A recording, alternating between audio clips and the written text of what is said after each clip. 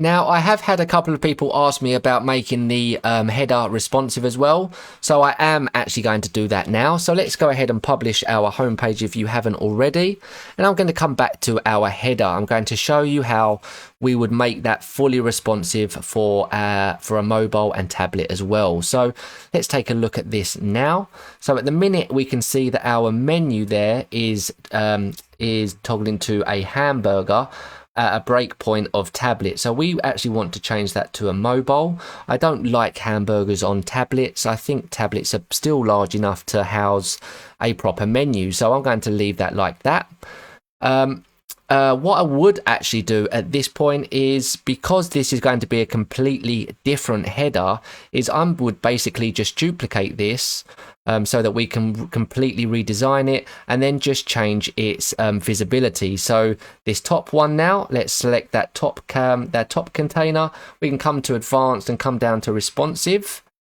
And then from responsive, we can now hide this on tablet and on mobile, so that menu up the top will only appear for desktop users. Now we can carry on with the one below it. So working with that one, we can come to the advanced and responsiveness of this one and hide this one from the desktop so that that one isn't seen on the desktop. So only at ever one time there is one menu that can be seen, but now we basically get to completely redesign this however we want.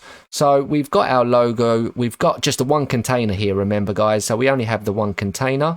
In fact, that menu's probably not too far away. I would say that that is okay for the tablet. I mean, I might make the size a little bit smaller. So let's come along to the font here. Come along to style, let's come down to typography. Let's reduce the size of that typography. So at the minute it's, let's make that maybe 0.8, I think is okay. Now that contact us button is very big. I do appreciate that. So that's going to be the padding from there, isn't it? So let's come to style of that. And then we can reduce, in fact, we can reduce the typography size as well. So let's do that. So typography, the size in REM, let's go with 1 and then reduce that down. We can see that comes down as well. So let's go with 0.6 or 0.7. I think that's okay. And I actually think that that looks okay for a tablet. So that is okay for a tablet. In fact, I've done all of those tweaks there. I could have very well done those to the top one and not hidden that, right? Because let's do that now, actually.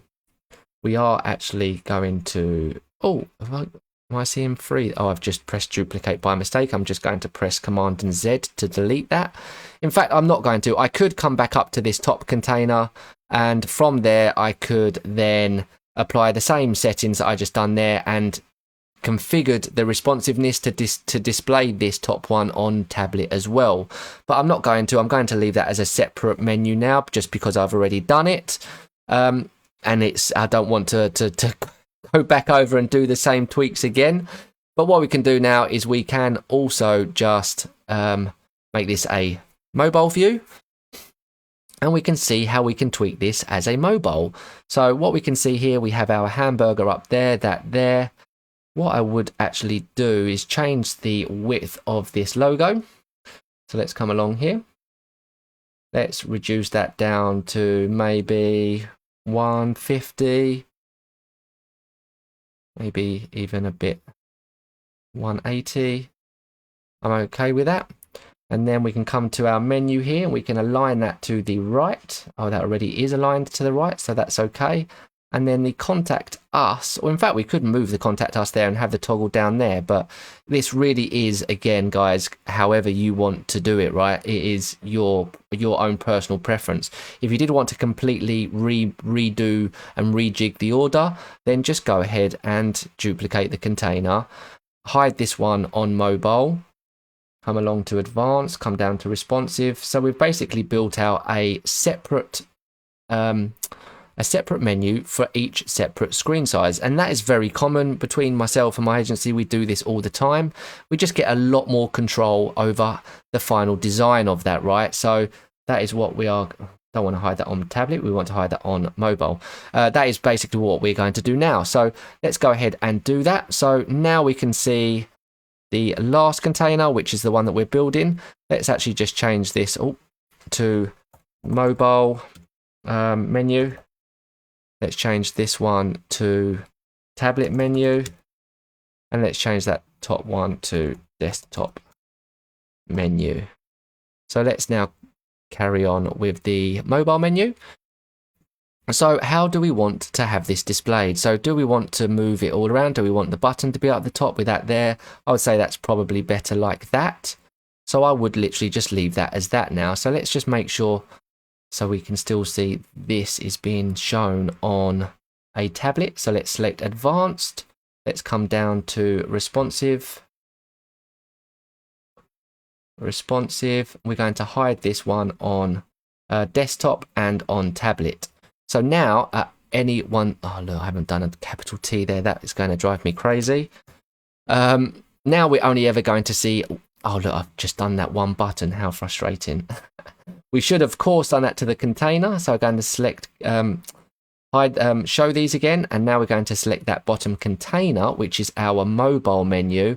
Going to select style or advanced, sorry. Going to come down to responsiveness. Responsive. And then we're going to hide this one from desktop and tablet. So now, no matter the screen size, we are going to see one menu for that screen size, one menu for that screen size, and one menu for that screen size. And that is our fully responsive menu.